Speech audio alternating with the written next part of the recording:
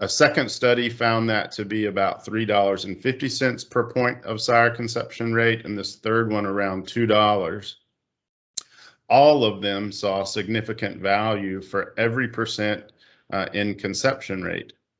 So to make this mean more, I'd like to compare two bulls. We have bull A on the left. He had a conception rate of 55%, and bull B that had a conception rate of his semen of 50%. Then that 5% difference, if we took the lower end value of those three previous studies at $2, that 5% difference times $2 would mean there's about a 10% value in that one bull, bull A, over bull B. This is outside of the genetics that are in that straw. So these two bulls could have identical genetics. You could pay the exact same number of dollars for each of those semen straws. But if one has technology within the straw that helps you get a 5% higher conception rate, that comes with a 10%, or excuse me, a $10 value, which is a significant amount of money. So the take-home message there is that you need to use the technology that leads to the highest conception rates. Amon mentioned Sext Ultra 4M, and I'll tell a little bit of that story. The Sext Ultra technology was originally launched globally in 2013. If you'll notice on this line, there were sex semen units being sold prior to that were not using this technology, and they had a level of conception that was much higher in heifers than in cows, but in general was not having quite the results that folks would like to see. But once Sext Ultra came on the scene and was launched, here about when this pink vertical line is shown on the graph, you'll notice tremendous increase in sex semen conception rates in heifers. They went from somewhere in the upper 30s to low 40s to close to 50%. And in cows, they went from about 25 to 18% in 2009, up to very close to the conventional conception rates that were being experienced in 2015. And this improvement has continued to evolve. ST Genetics developed the Sext Ultra technology and owns that. So you can only get this technology through ST Genetics or the companies that we provide sex-sorted semen for. But that's not the only technology in that straw. Another study in 2004 demonstrated that if we look at the number of semen in a straw, that is also tied to conception rate. In this study, they chose 4 bulls, and they packaged semen in straws at different dose levels, so different concentrations. From no semen, which had no fertility, a low dose, a medium dose, and a high dose. And what they saw was that, and you can see this, the shape of the curve is different for every sire. Some of the bulls had medium fertility even at a low dose of semen. Some of them took a medium dose, but they all had different curves. And by the time we got to a medium dose of semen, they all had acceptable fertility. What this ended up telling us is that around 4 million cells led to a much higher conception rate. And then you could get to a point where adding more and more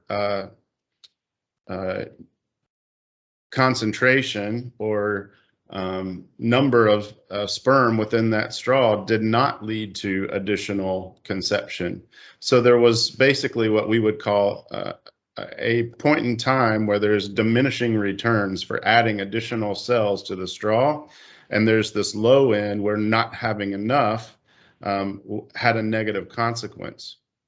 So ST decided to run its own research trial and took individual bulls and packaged them 5 different ways. They used the original sorting method, the Sext Ultra technology at 2 million cells, Sext Ultra at 3 million, Sext Ultra at 4 million cells, and then they had another treatment group that was conventional semen, not sexed, and they packaged that at 15 million cells.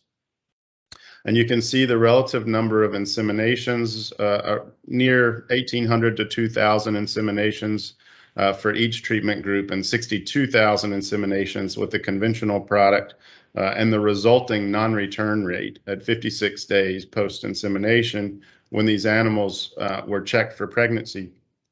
And what we saw was that Sext Ultra had about a 4% improvement in conception above the traditional technology for sorting semen.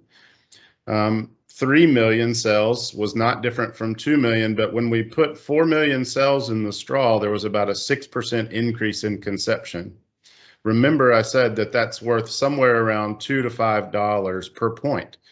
So that 6% increase in conception is worth $12 up to around $30, depending on the conception rates being achieved. Also of interest was that using Sext Ultra at 4 million in heifers had no difference in conception than the conventional straws, yet resulted in near twice the number of heifers. So for that reason, the Sext Ultra 4M component was then launched. So as Eamon said, 4M stands for 4 million cells. And that's important because many other semen companies are marketing semen at 2 million cells. And based on our own study, using the same bulls at 2 million or 4 million, we saw that there was benefit to conception rates for doubling the number of semen cells in a straw. So we chose to do that, even though it means we're getting less doses out of an ejaculate. We believe that that's the right thing to do to help farmers get a higher conception for the product that they're purchasing. So I think it's important that we have developed these technologies, but it's more important to talk about how is the best way to utilize these so that we generate as much profit as possible. In the US, when sex-sorted semen was evolved, there was a tremendous market for heifers. There was tremendous demand for heifers, and the supply was short enough and low enough that there was tremendous value in heifers that were available on the market as replacements. But once sex-sorted semen came and people used more of it, additional there became a heifer surplus. And about that time, the market for milk was decreasing, and some farms had gone out of business, so there wasn't as much demand. So 2 things happened simultaneously. We had more heifers and we had less demand, which decreased the value of those. But farms were making heifers without actually thinking about how many heifers do I really need. The idea was if I make a surplus heifer, that comes at no cost. Now what we understand is that we're better off if we understand and create goals for how many heifers do we need to create on this farm. And once we do that, then we start thinking about things like if I have, let's say, 2,000 cow farm, and I only need 40 heifers, so I don't need to make 80 heifers, I only need 40 heifers a month, then I could target which heifers I'm getting, or which cows I'm getting those heifers from, instead of taking whatever heifer happens to be made using conventional semen.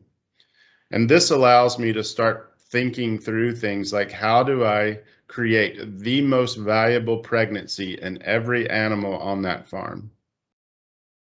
In order to do that, what I really want to do is identify which animals have the best genetics, use sex-sorted semen, the Sexed Ultra 4M product on those, because I know that's most likely to lead to a conception and a live calf. And I can target where I'm going to get my future generations of genetics from. The remaining animals are no longer needed, and I can start looking at how do I create the highest value pregnancy in those. And it may be that using beef semen and creating a higher value calf than a male Holstein calf or dairy calf is the best outcome. So what we now tell dairies in the US is that the first step is that you have to know your number. You have to know what your goal is for heifer creation. How many heifers do I need?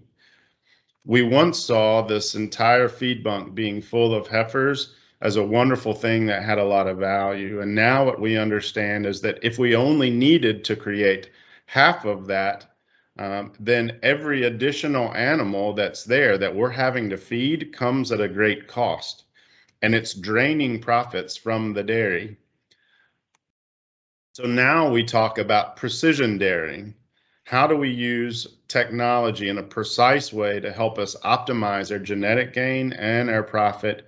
And in the United States, we're seeing that we can do that with a sexed and beef model. That's using sex semen and beef semen within a dairy to target our genetic improvement and the value of resulting pregnancies. I'll give you an example. So here are two calves. These are real animals on a farm. Calf 818 is the one on the left, and calf 808 is the one on the right. And these two animals, as baby calves, it would be difficult to know how each of them are going to perform in their lifetime. But I can tell you that we did genomic testing on these, or this dairy did genomic testing on these. And what we saw was that calf 818 on the left was negative 163 net merit dollars on the net merit index, was plus 1 pound of milk, and was -9 for combined fat and protein. It was just tremendously low, horrible individual on her genomic test. Calf 808 on the right was 690 net merit dollars. If you add those together, you'll see she was over 850 net merit dollars. That's lifetime profit higher than 818. 1,228 pounds of milk and 135 combined fat and protein. And so what that means is 1,228 minus the 1, she's 1,227 pounds of milk higher. So you're expecting that every lactation of her life, and 146, or I can't do my math very quick, 144 pounds of combined fat and protein higher. So again, you'd expect that every lactation. So we would much rather have calf 808 in the herd than calf 818. But if you look at where this story started, the dam of 808 was in the top 25% of the herd. The dam of 818 was in the bottom 20% of the herd. If we're using conventional semen, we end up with heifers from both of these cows potentially, and both of those animals end up being in our next generation. And unfortunately, with gene flow, they influence every generation that we have. However, if we take a different strategy, we could use sex-sorted semen on 808. She's in the top 25% of the herd. We assume then she's the best genetics, and we want replacements out of her. 818 being in the bottom 20% of the herd, we would rather not create more animals like her. So we could use beef semen on her, and essentially we eliminate calf 818 from ever being made. We make a beef cross calf that in our market would have an additional $100 to $200 worth of value over a Holstein bull calf. And then we focus our efforts on making a whole population of replacements like calf 808 out of that top 20%. when we put model the value this brings to the farm in a calculator, I know there's a lot of numbers here on the right, but let's just look at a couple individual rows. We can take in these, basically, I've got two things modeled. One is conventional semen, and on the right, sex sorted semen plus beef in the lower end of the herd. And I've got some costs structured in here, semen price, the value that we get from bull calves, and then what the total semen cost and revenue is. Without any improvement in genetics, assuming that that has no value for us in our market, based on the difference in the creation value of a Holstein bull calf or a dairy bull calf versus that beef calf, if I just look at the additional value that comes from those in a 500 in a herd that needs 500 heifers a year, there's an additional value of $34,000 in beef creation using sex semen and beef as opposed to using conventional. And as I mentioned before, that doesn't even consider the additional value and genetic improvement that you get when targeting where those heifers are being created from. So how do we identify those animals that we want to create from? Well, we could just look at the performance of animals. Some people will choose to identify the top percentage of their herd. If they need heifers from 30%, then they'll identify the top 30%. And you can do that multiple ways. You could look at their past performance, but that requires that you're only creating heifers out of cows that have at least one lactation. And what we do know is that the oldest animals on the farm, if you're making genetic improvement every generation, the oldest animals on the farm should be the lowest from a genetic merit standpoint, and the heifers should have the highest genetic merit. We have some farms that choose to make their replacement heifers only out of the heifers for that reason. The assumption being that the heifers are the most elite animals on the farm. And then the third option would be that some folks, some producers choose to genomically test all of the animals to help them identify which animals truly are the highest genetics. Because there's a bell-shaped curve or distribution of genetics within every population. If you look at your heifers, you have some that are elite, some that are average, some that are low. First lactation animals, some that are elite, some that are average, some that are low. And so if we're using genomic testing, what we may end up with is a scenario where some of the heifers and some of the first lactation cows and just a few of the second lactation cows are the highest net merit animals on the farm, and we may choose to use sex sorted semen on those. And what we've seen in the industry is that by using genomic testing, which came on the scene around 2009, the average annual improvement in genetics, in this case, I'm using lifetime profit and protein dollars as an example. The slope of that line has changed, or the rate of annual improvement went from about $79 per year to about $180 per year in the years 2013 to 18.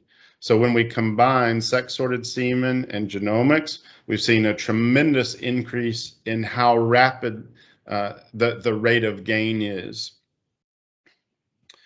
So these out years, the latter years, have seen much faster progress. We have our own model where we have been able to model these two scenarios. If you use conventional semen, as in this case, it's shown as the existing program in the brown bars, and the annual profit in net merit dollars that can be made if you're using elite bulls. So if you use elite bulls in artificial insemination, you do make genetic progress every year.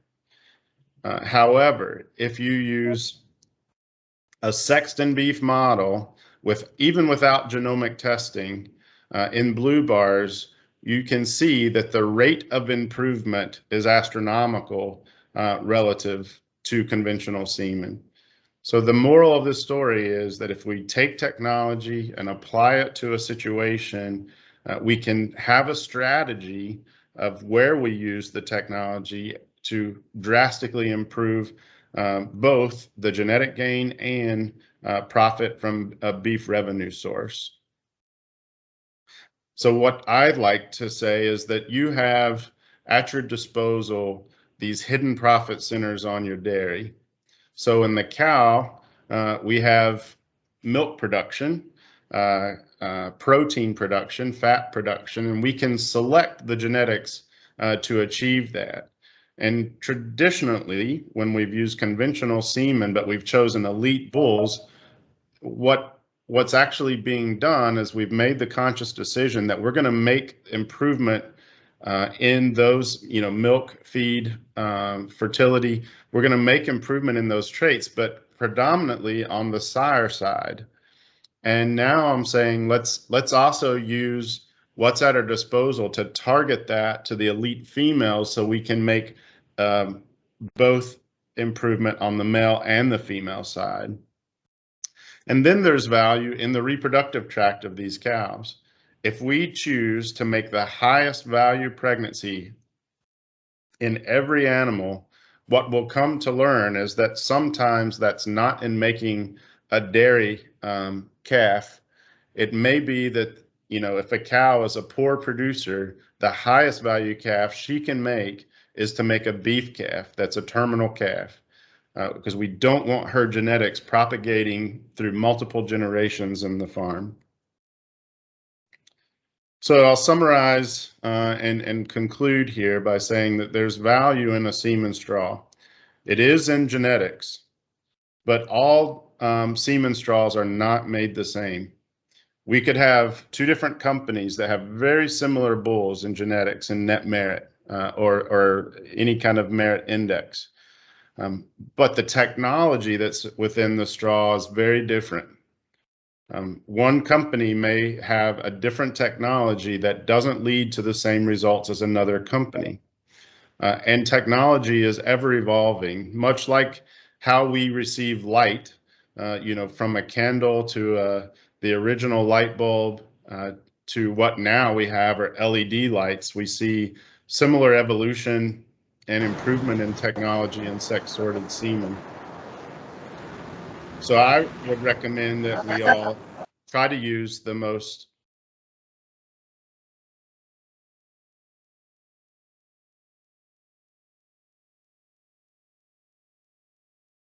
You're muted.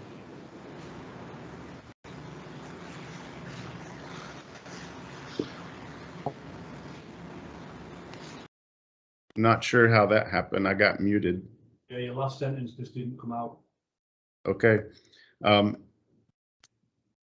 So I was saying that how we I'm not sure where it cut out, but in general, I was saying that light sources have evolved over time.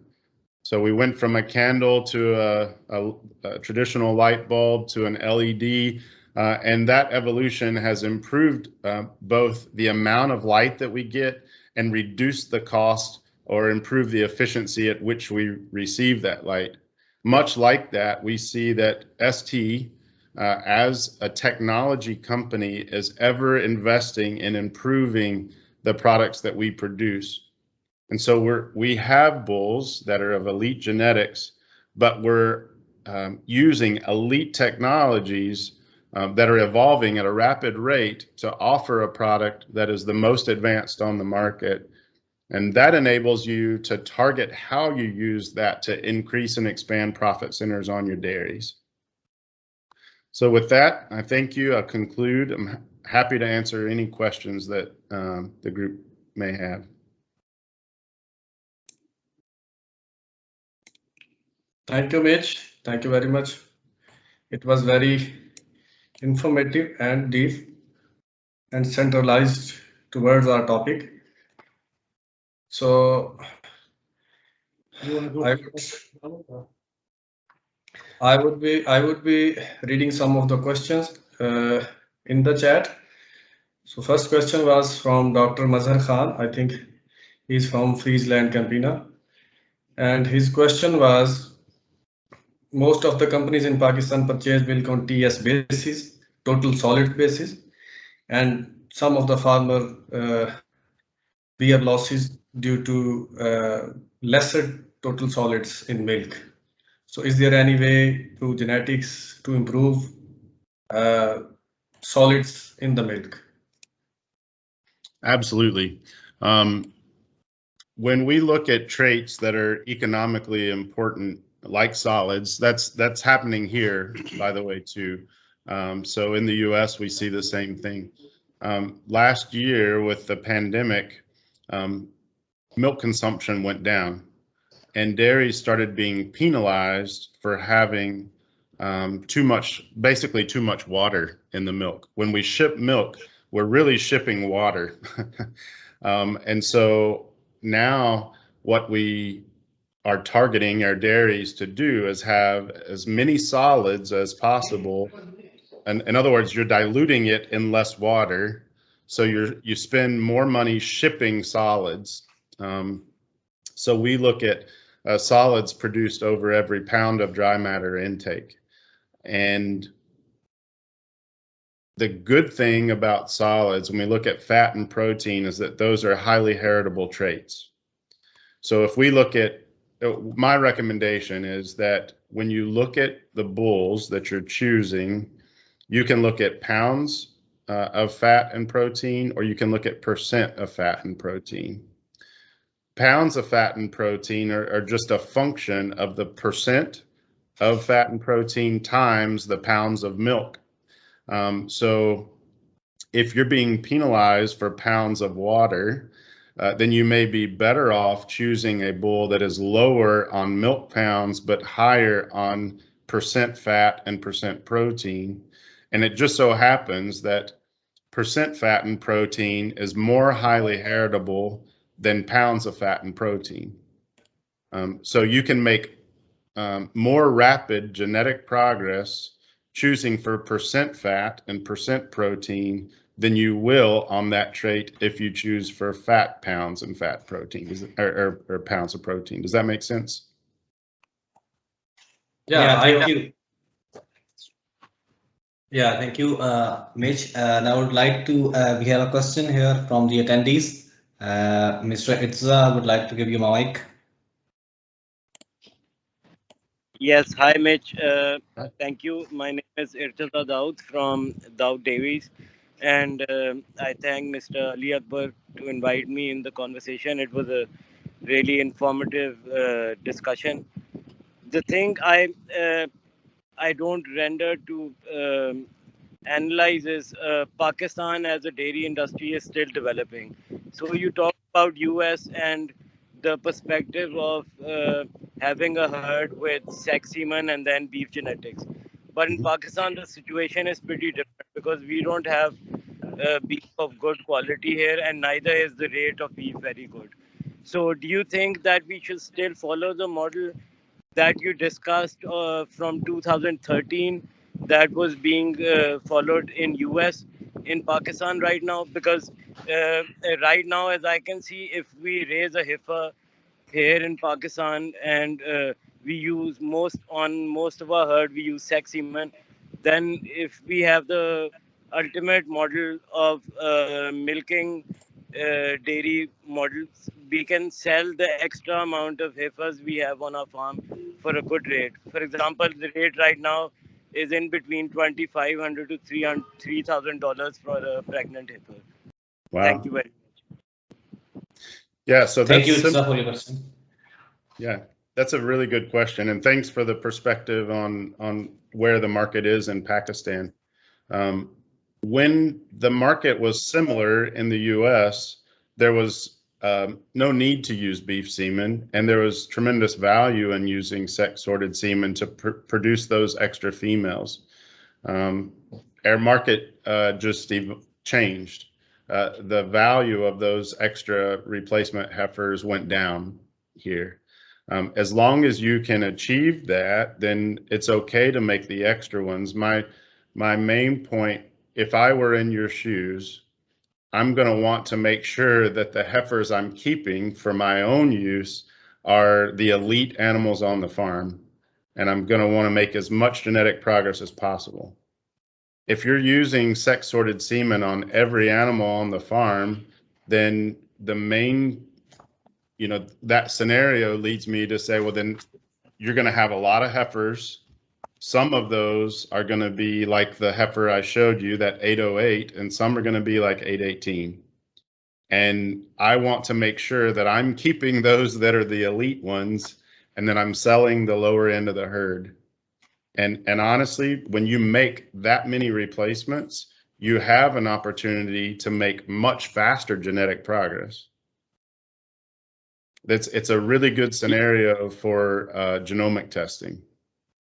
Yes, thank you very much. And I don't think any farm in Pakistan would be willing to sell the best of their heifers to anyone. Good. So now we'd like to have a question from Dr. Asad from Dada Dairies. Dr. Asad, please speak. You have the mic. Hello. Hi. Hello, Iman. How are you? Well, thanks.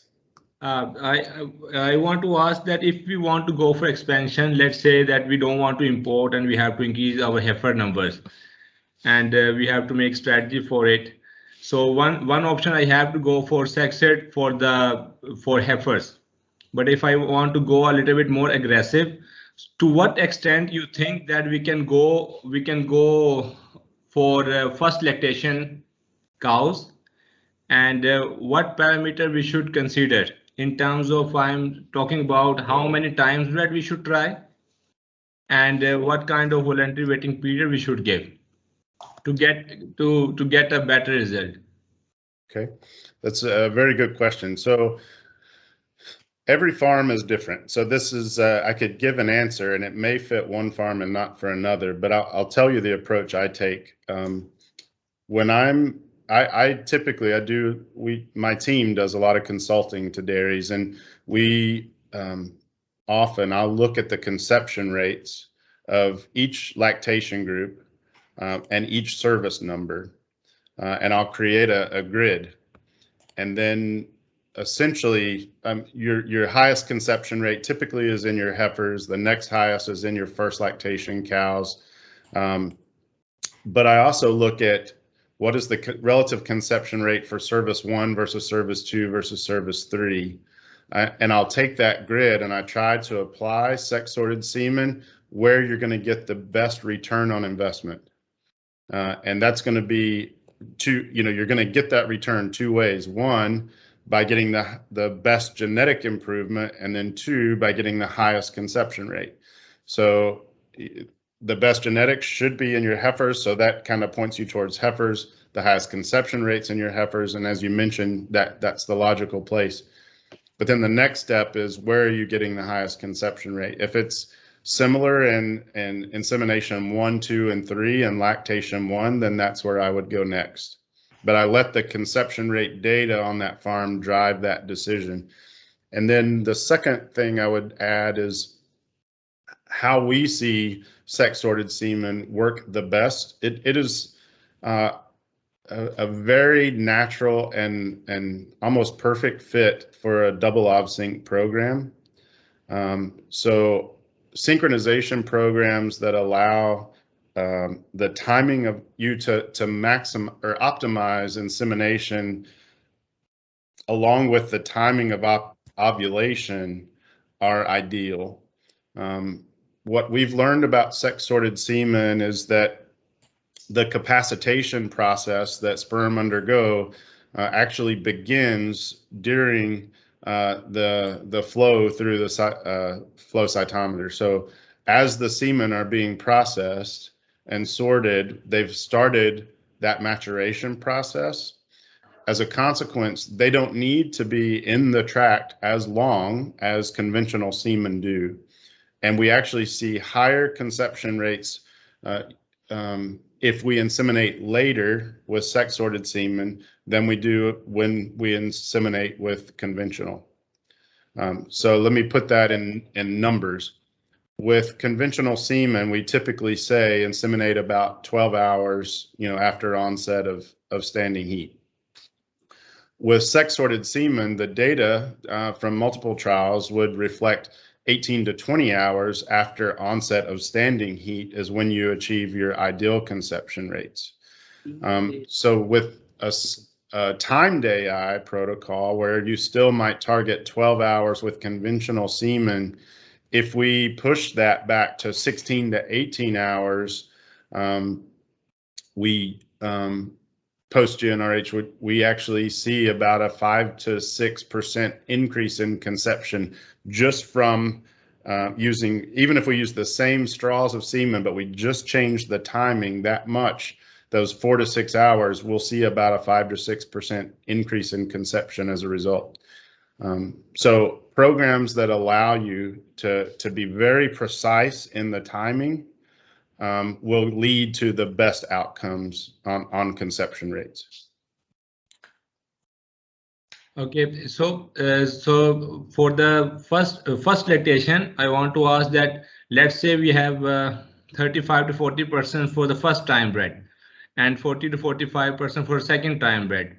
How much drop should I calculate that I will get it if I go with first 2 time bred? If I go with the sexed semen, how much drop would be considered as a normal? That's a good question. So probably in lactating cows, we would see a 3 to 6% drop using sex-sorted versus conventional. That would be typical, but it's not true of every farm. It really depends on what type of trigger they have, if it's or the way they're synchronizing those. So if you're using a double ov sync program, like I'm a little concerned that the first service conception rate is that much lower than the second service. I think if are you using a double ov sync, or how are you synchronizing those? Basically, the purpose here in Pakistan, we have short breeding season.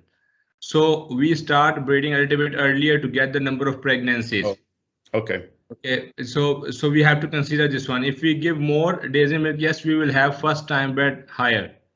Yeah. But we have to consider the time period we have. This 4 to 5 months, we have to get the cows pregnant as much as possible. So that's why we keep a bit of days in milk lower. So okay. That's why there is a little bit difference between 2 time breds. Okay, and so what's your voluntary wait period? We keep it more than 65 days. Okay, and is that first service based on heat detection or a timed AI? It's heat detection and timed AI, both. Okay, so it's interesting in herds here.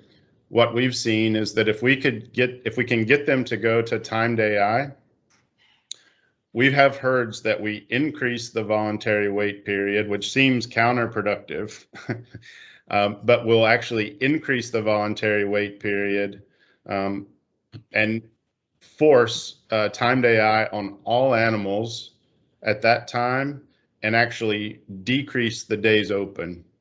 And part of the reason for that is that animals, as they have more days, you'll have a higher percent cycling. And if we use a double ov sync, you can induce cyclicity in animals that may be anestrus. And so some herds, we actually go from, say, a 60-day to a 75-day voluntary wait period, but we inseminate all animals at that 75 days, and we end up with fewer days open. I know it seems a little counterintuitive, but the success rate goes up of those inseminations as a result, and we end up with fewer services per conception and fewer days open as a result. I don't know if that's an opportunity for you or not, and I understand that with a short breeding season that could be it could induce some nervousness. But we've seen tremendous success with that. Okay. Okay. Thank you. Hope the answer is satisfying. I just have one more point on that. The advantage of that is, you know, that first service, if you're using sex sorted semen and you identify a way to do that efficiently, there's so many more animals being inseminated that could result in a pregnancy. That comes with its own advantage if you can use it on first service. Okay. Well, thank you, Majid. Thank you for your question, Dr. Asad. That's been a delight to have you on the panel. And now we'd like to add Dr. Naseem Saab, VC, Vice Chancellor, University of Veterinary and Animal Sciences, who's also related with the reproduction physiology and endocrinology, for his opinion and any remarks. Thank you. Am I audible? Yes, sir. Yes, sir. We can hear you. Yeah. Thanks, Mitch, for a wonderful talk. I'm into more now in administration, but as a student of reproductive physiology, I was looking at your brief introduction. It's not a question, it's rather a comment, and like to get your inputs. Number one, you know, Pakistan and these kids, I think they are asking a wonderful question. They're working in, we call exotic dairies, which is for the last one decade is increasing gradually. When we say exotic in Pakistan, Mitch, we mean imported Holsteins, mostly Holsteins, sometimes crosses, and from Australia, Europe, and now also started from United States. It's a small population overall in our cows. And I believe the use of sex-sorted semen, ideally, my conventional, you know, information is that the body condition of the cows should be optimal. They should be clinically normal reproductive tracts.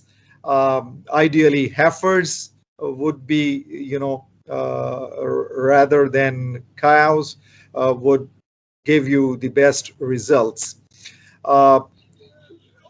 In comparison to this smaller population, which is already using sex-sorted semen from a variety of leading semen companies in the world and getting, you know, reasonable pregnancy rates, we have a large in this country a population, Mitch, about 40 million or so. We call zebu or bos indicus, or in the term in Pakistan they use is nondescript. And the farming system is totally different. Small herd size, fragmented, poor body condition, not whole resources of you know, vaccination and so and so. I was just wondering, based upon this situation analysis, what sexing technology have they ever experienced, you know, having clientele who would be interested, you know, have they experienced this type of using this sex semen in this type of zebu cattle, and what were their results? Thank you. Thank you for providing that context. I guess the first thing I would say is, you know, I was taught when I was in grad school as a student, my professor told me that you be careful how far you stick your head out, because you're encouraging someone to cut your head off. I learned very quickly to say I don't know when I don't know. I have never personally experienced that, what you're describing. I've never been to Pakistan or worked with zebu cattle myself. I will say, as a company, we have global operations and do work with quite a few Bos Indicus cattle, maybe more on the beef side than on the dairy, but I would like to talk to some other resources inside the company that are more familiar with countries where that may be prevalent. I personally don't have experience there, so it wouldn't be fair for me to speak to it. But I will say that we have, quite a bit of work on the Bos Indicus side and sex-sorted semen on the Bos Indicus side, but I believe it would be fair to say that's been more on the beef side of the industry. So if you'll be patient with me, I'll be glad to reach out to resources inside the company and try to get a better answer for you that could be more exact.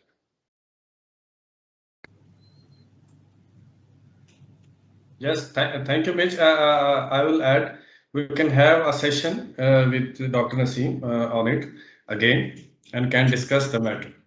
Yeah, I apologize for my shortcomings in being able to answer that.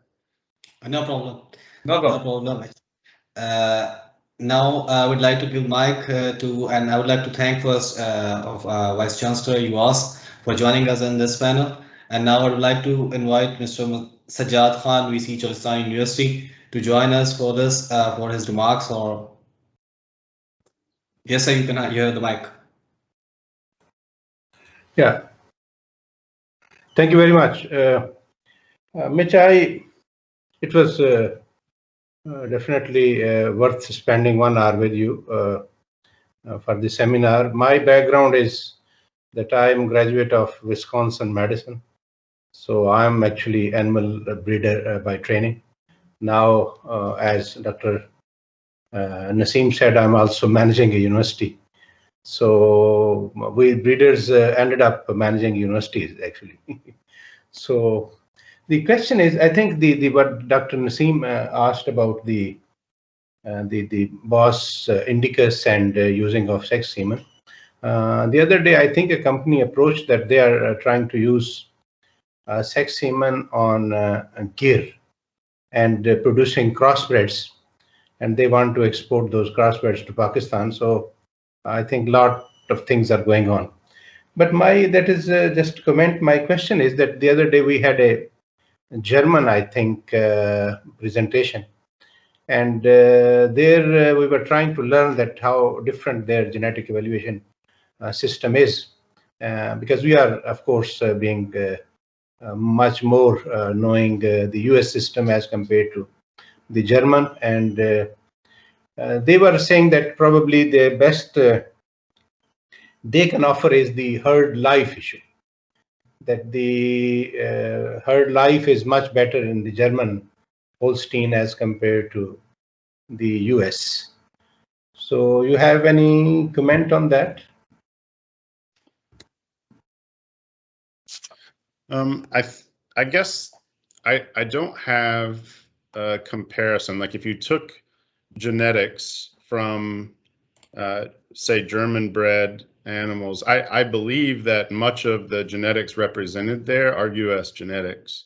However, I would like to see, like, to properly answer your question, I think you would almost have to, take genetics from both countries and put them in the same environment. And as we know, phenotype is largely the environment that it's raised in. I can offer that the United States has multiple indices that dairies use to choose the genetics that they're selecting. Net merit was one I mentioned today. That's one of the most popular. TPI is another index that's used with great frequency here. And in August, the net merit formula is going to change to put additional emphasis on productive life. What that trait, productive life, for us is the months of life that an animal spends in production, in milk production. And the emphasis that has been placed on that trait has has been increasing for many years now, but in this particular change in that formula that USDA is implementing, they're going to increase the emphasis several percentage points. So the weighting that we're putting on that trait is increasing. Now, as they're doing that, they have taken some weighting away from other traits. So they're actually decreasing emphasis on, I think, daughter pregnancy rate and increasing emphasis on productive life. But in reality, if you think about it, anytime you increase the productive life of the animal, you're also improving things like their pregnancy rate and their feet and legs and their mastitis resistance, because all of those things would be, if they were low for pregnancy rate or low for mastitis resistance, then you're decreasing their herd life.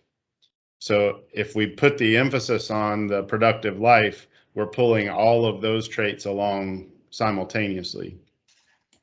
And so that didn't necessarily answer your question as to which is higher versus from Germany or from the US. I can just tell you that in the US, we are putting tremendous emphasis on the lifetime of the animal and that it's productive during that time. Okay, but because also because many youngsters are listening, the model that you presented, that the if you are looking for best quality heifers, go for dairy for the top 25% and go for beef to the bottom 25%. Here the situation may be quite different. So going for beef to the lowest 25% may not be a good idea.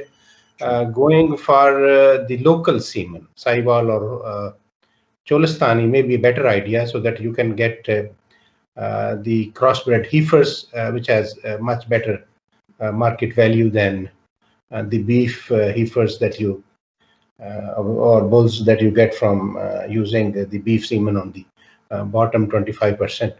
Because for beef, people prefer the humped animals because the major market is the Eid market, which is coming after maybe 3 weeks from now. So that may not be a good idea. Anyway, it was nice listening to the seminar. Thank you, Ali Akbar, for inviting. Thank you. Could I respond there? I think I absolutely agree with those comments. I would recommend that. So I was presenting the beef portion because it represents, in my mind, the general concept should be that we make the most valuable pregnancy that we can for that situation. Right. So in the U.S., for us, there's tremendous value in the retail market. Really is high on beef for primal cuts. So from the ribeye or the rib roll of a beef animal that is going to be utilized as a steak in a restaurant has tremendous value, and the majority of a carcass for us, the majority of the value comes from the primal cuts. And if they happen to marble at a high rate, like an Angus will, then it has even more value. If we can market that as in this country, there's branding for certified Angus beef, which brings tremendous value to a carcass. For your situation, the model should still be make the most valuable pregnancy, whatever that is. For us, that is not a bull calf. That's probably the lowest value pregnancy we can make is a dairy bull calf. And maybe you have in China, there's tremendous value in a dairy bull calf. But in the US market, if it happens to be of Jersey influence, that we can't pay people. We would have to pay people to take a Jersey bull calf off the farm. There's no value there. So making a Jersey bull calf actually costs us money. for that reason, we didn't really talk about purity today, but purity of semen is really just a discussion of what is the sex ratio of the resulting calves. And we also have a product called high purity semen, which is 96% pure. That's something that we market. We have to slow sorters down to achieve that, and which means we get fewer doses sorted. But we know that it's so costly to have a bull dairy calf, and it comes at a tremendous opportunity cost too, against the opportunity to have a heifer calf born, that we've chosen to do that. But that's a whole different discussion. It still leads us to the point of we need to make the highest value pregnancy every opportunity that we can. So maybe it's that cross that you mentioned, and we do have a gear breeding operation in Navasota. I just don't know how those are being utilized. So I need to get the right resources to visit with about that. Right. Thank you so much, Mitch, for clearing this up. And now we have. Do we have any other? Anish, hold on. Okay. I would like to thank Professor Sajjad, and I will add some comments about his first question. I have worked with German genetics as well before working with this ST genetics. Actually, the selection of the sire is depending upon what trait you want to improve. If you are focusing on productive life to improve in your herd, definitely you will be preferring the sire with more productive life and the grand dam of that sire. And if you are focusing on production and health and traits of the herd, you will have to compare all the traits you are going to select. Thank you. Thank you so much, Dr. Ali. And now, do we have any other questions from the audience? I think we don't. So I would like to have a question from the chat. Can you? Yep. Did we get all the questions cleared up in the chat? What are you saying? Did we clear up all of the questions from the chat? Yeah. Okay. No, he's asking about the questions in chat. Please go on with your question. Right. From the chat box. I thought he's going to read it. Have we run them all for Mitch while he's here? I'm not getting you actually. So I'm seeing that there are questions that were written in the chat, and we haven't answered all of those. Yeah, that's where I'm getting. We might have not. Yeah. Okay. We might have not answered these questions. One of the questions is, what is the ideal growth rate of herd per year? I mean, how much heifers are added per year? This is from Muhammad Jafar. Yeah. So typically in the data that I analyze, resulting heifer ratios from conventional semen is typically around 48%. So it's hard for me to the ideal growth rate of a herd per year. I'm not sure what the intention is of that question. For us, if I'm interpreting it right, it's replacement rate from conventional semen. What would you expect to achieve from conventional semen as a replacement rate? I guess it's the answer to the question is dependent on farm scenario, I think, in terms of how many heifers do you need per year. I think that's the way to look at it. But obviously, it's how many heifers. So I typically flip that question upside down, and I look at what is the cull rate of the herd first. So I determine what are the needs for replacement creation based on how many animals are we having to replace in the herd annually. So if we have a 30% cull rate, then that drives the heifer creation, because I'm trying to target the number of heifers that I'm creating so that I'm not overcreating. We don't have the value in those overcreated heifers that you all have.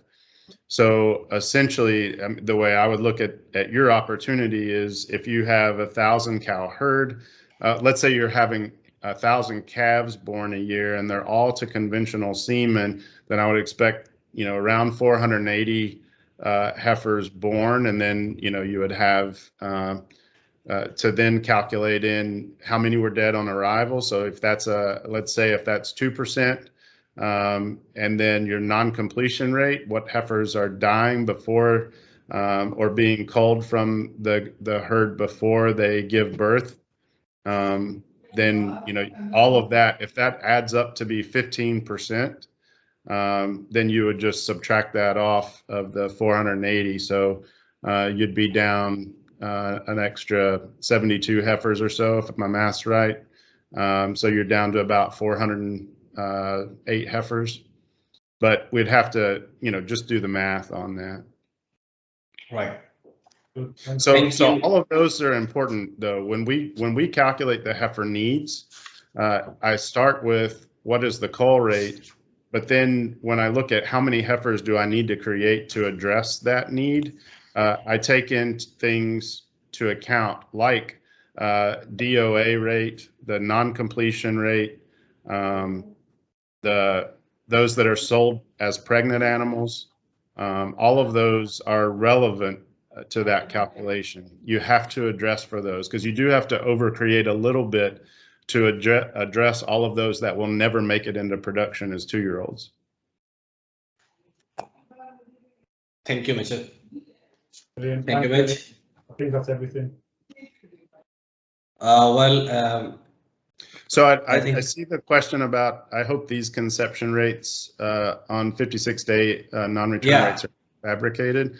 That was a controlled study, but I can tell you that we have many commercial dairies in the U.S. that are achieving conception rates higher than those.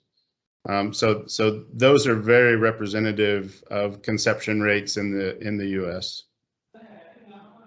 Right. Well, thank you, everyone. It's actually quite typical to see sex-sorted semen have higher conception rates in heifers than conventional conception rates. That is very repeated observation here in the U.S. when we're timing the insemination correctly. We have tremendous success in heifers for some reason. Right.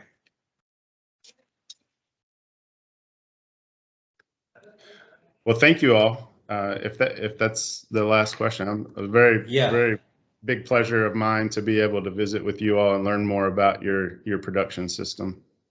Yeah, thank you, Dr. Mitch. I would like to take this opportunity to thank everyone, starting from Dr. Mitch, who took out his time and gave us this webinar, a technical webinar. And now I would like also to thank Vice Chancellor for taking out his precious time and joining us, and all of the members who was from the dairy farms and entrepreneurs and the owners of the dairies, and everyone who has joined us and left the chat now. But thank you, everyone. And now I think we have to conclude now. So anything to say, Dr. Mitch, for the participant? I just would like everyone to, well, first of all, thank you for this time and the very thoughtful questions. It's expanded my horizons. I'll definitely be reaching out to resources in our company to see if I can address the questions I was not able to. I'm also just wanting to share that I'm always available while I'm in the U.S. I'm always available if I can be of help in any sort of consultative way. Please feel free to reach out. You have my contact info.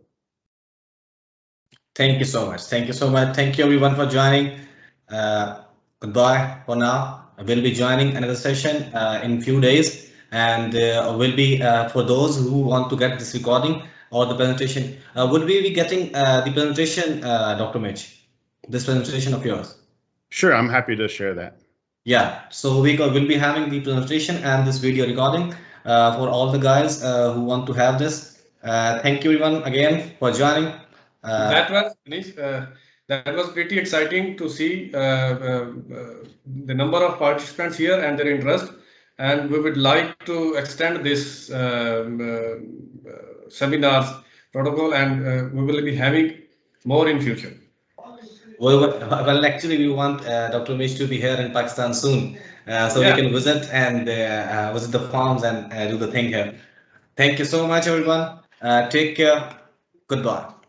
Thank you. Thank you. Thank you. Thank you.